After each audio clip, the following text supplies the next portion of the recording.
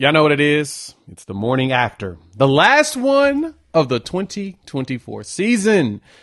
For the uninitiated, we're going to talk about what the heck happened in this game. 22 points, 11 offense, 11 defense. We'll see if I make it to any of those points because it was embarrassing. You all have a reason to be disgruntled while at the same time recognizing that there's a lot more to it than what you think. Let's dive into it. Before we do that, welcome to Unfair Sports. I'm your host, Jay. Thank y'all for pulling up to the channel. This video is powered by our partners at BetUS. Check them out. They're hooking up the gamer. 150% bonus on your first deposit up to $2,000 by using promo code YouTube150. A tradition as old as the game itself, my people. Sooners finished 6-7 for the second time in the 3-year Brent Venables era. 6-7, 10-3, 6-7. 0-3 in bowl games. That's not going to look good for BV as he fights for his life next year. Next year's must win. And I think the team will be fine. I'll just say that up front. I don't think that there's going to be much of an issue next season as you all believe. It's okay. You don't have to believe me. I don't really expect you to. But I'm all in. The one thing I can say is the one question I've seen a lot of on the interwebs about this team is it's got to be some change. Something's got to change. Something's got to change. Something's got to change. It's all I kept hearing, right? Well, buckle up. Change is here. You have a new offensive coordinator, Jan 1. You have another quarterback coming in that appears to have a little bit more touch because he's more experienced. You're going to bring in a slew of wide receivers that have actually had production this past season. You'll get some back that you had before that are now healthy.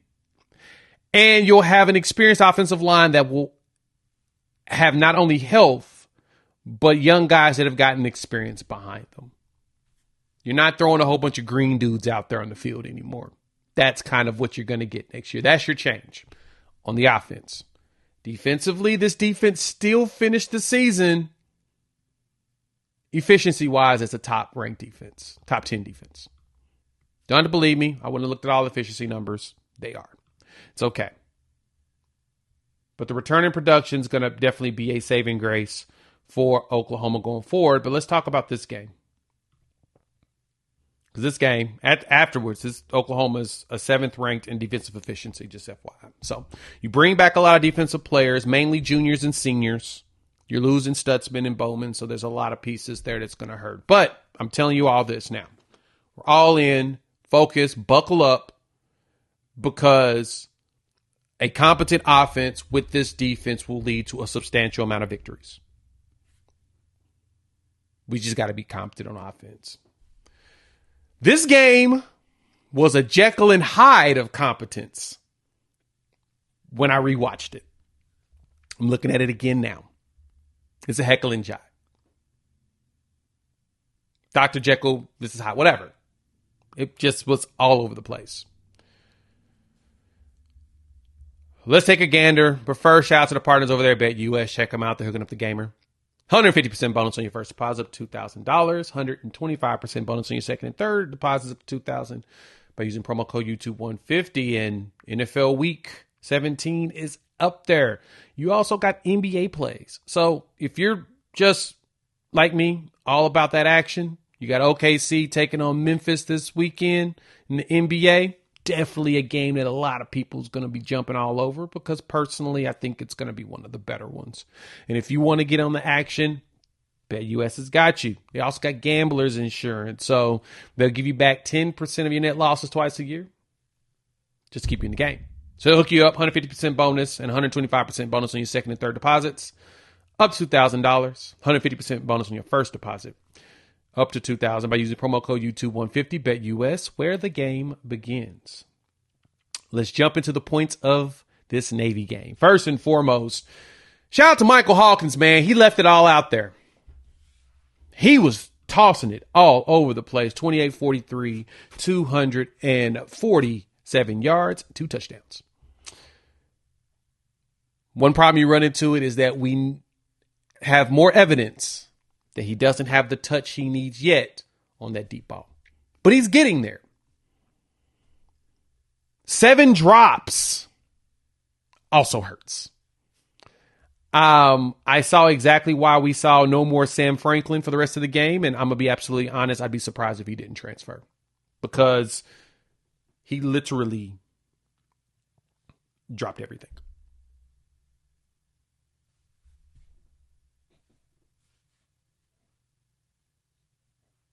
Drops. Drops on drops on drops. He had 2 straight drops, and you saw Brent Venables ripping into him. Probably saying, you keep asking to play, I'll put you out there, and this is what you give me. I don't expect him to come back. But Hawkins was doing what he could. That sprint out pass to the reverse around and chunk to Kearney going deep, that's what you want to see out of Michael Hawkins. A lot of movement, a lot of good throws. Some bad throws, too. Some of the deep balls were just not anywhere near where the receiver needed to be. The Zion Raging one that was in his hands and he dropped, that hurts. The Kearney one was underthrown, but Kearney had it right, hit him right in the number, drop. We played a bunch of freshmen and it looked like it. Shout out to Ivan Carry-On, though. 7 catches, 72 yards. That was what I was looking forward to. I wanted to see the big guy get more catches. And honestly, on that final play, the 2-point conversion attempt, Raging was going to be wide open. If Hawkins just stayed in the pocket, stayed strong, if he did what Dylan Gabriel did against Texas, felt that the pocket collapse, stayed, and then still threw it, he had a guy headed to that exact same corner, wide open, to win the game. That would have made him a hero. That would have added to his lore. We would have been just excited. But we got the opposite instead. We got an L. Sucks, but, life is life. It is what it is. Sawchuk looked like he made a return. Had some burst back, 5 yards of carry. That 21-yard touchdown was nice. He hit the hole, cut out, made a jump cut, and bounced up there with a great block by Carry-On. We need more of that. I am surprised that Xavier Robinson only got 6 carries. Taylor only got 3. But we also noticed that Hawkins ran the ball 17 times. He tucked and ran a lot more than I would have liked. That was probably, if there's anything in the play call I didn't like, I did not like the design runs to the quarterback. Don't do that. Not with Hawkins and what we've seen over this season. And it's nothing against him. He ended up fumbling at some point. That's what happens. You need to, if he runs, it needs to be out of a pass when he thinks that the pocket is collapsing. But he did a good job of standing tall. The line blocked well. I don't care what y'all say. The line blocked well in this game. A lot of those sacks were because Hawkins tucked before he should have. And this is all young player mistakes. Not bashing on him. I'm pointing out what happened in the game. Young player mistakes that he will get better on. That's the thing about it. I'm not worried about it because he's going to get better on it. He plays like he's going to get better at that stuff. So I'm not worried about it. But he's got to do better there. But I did like the pass to Kearney there. Liked a few, but he had a few really good drops, which I'm going to put some highlights out soon on what I liked about what he did. But he had a few good ones. The fumble hurt. Luckily, the defense was still able to do it. And let's talk about the defense, though. Because I'm honestly, y'all going to complain about play call. It don't matter. Buckle up. All that's changing. You asked for change. Here it is. Ben Arbuckle. We getting that change. So I don't care anymore. We'll leave it at that. Next, though, what we do need to figure out more on is the defense got to lock down. Shout out to Bet US, hooking up the gamer. 150% bonus on your first deposit of $2,000 by using promo code YouTube150. We gave up 21 points to Navy, 1 touchdown every quarter, after scoring 14 points in the first quarter and not scoring again to the final drive of the game. Things got stale. The run game wasn't there anymore. The creativity you could see wasn't really there, even though you tried a few trick plays. It just wasn't there. It just wasn't. The defense didn't get as many tackles as I thought they were going to get. The time of possession in this game defensively, let's look at these numbers. 30 for Navy, 29-50 for Oklahoma. 30-10, 29-50. Basically, roughly even. Even Stevens, basically right there down the middle. Not far off at all. 10-second difference between the two in this game. That's surprising. Oklahoma had 27 first downs and only gave up 11 to Navy. Third down efficiency, 11 for 19, 4 for 13 for Navy. PFF gave Oklahoma a very good grade in this game, especially in the pass blocking. 94 is the pass blocking grade. We block great. Run defense, 84. Now, I question that. But at the same time, besides the big run, that big 95-yarder that when you re-reviewed it, it was played like a speed option instead of a triple option. Everybody was racing towards the outside and just disregarded the quarterback, him keeping it. Someone should have went straight for the quarterback and made that their focus. I wouldn't have even paid attention to the fullback. But they didn't. And then the safeties kind of over pursued. And that's when you saw him just go up. Young player mistakes. It was a young player mistake. I went and looked at it. It was. I think it was Boganowski. Unfortunately, our boy just was not ready for it. That hurts. That hurts.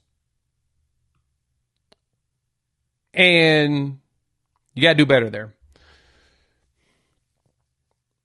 Then the passes that we did allow a complete 92 yards, 7 for 12 from the passing. The passing game was not very good for them. But the passes that were allowed, the big problem that you had with the passes allowed,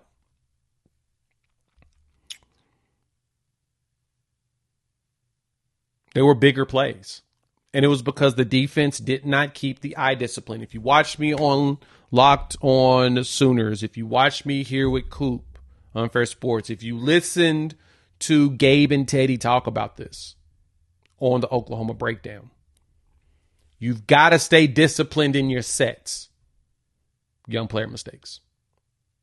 Because on that triple option, that's the problem. This triple option. And then they also throw in a backside and a front side screen on every single play. So you have no clue which one. You're going to either pass it between 2 or 3 dudes, or they're going to run it. You don't know. Got to stay disciplined. The one time they were not eye disciplined, it bit them the hardest. That 95-yard run. 155 yards rushing in this game. You take away the 95-yard run by Horvath, the quarterback. That dude has 17 carries for 60 yards. 17 carries for 60 yards. Basically what Michael Hawkins ran. 17 carries for 61 yards. He had 17 carries for 60 yards. You take away that 95-yarder. So I'm not overly concerned about the defense after that because I think defense is going to be fine. I think long-term will be fine. You're going to add some additional players in the portal. The current ones we have are solid. It appears that a lot of your stars are going to return. And you also see a lot of the players on social media, you know, they're handling their grief different than most. But they're also doing a really good job of pointing out we good. We got this. Don't expect any defensive portal casualties. The guys are balling. They're doing well. And a lot of them are sticking around. So I have no concerns. The only ones that really aren't going to, you're not going to see any more. Trace Ford, Dejon Terry.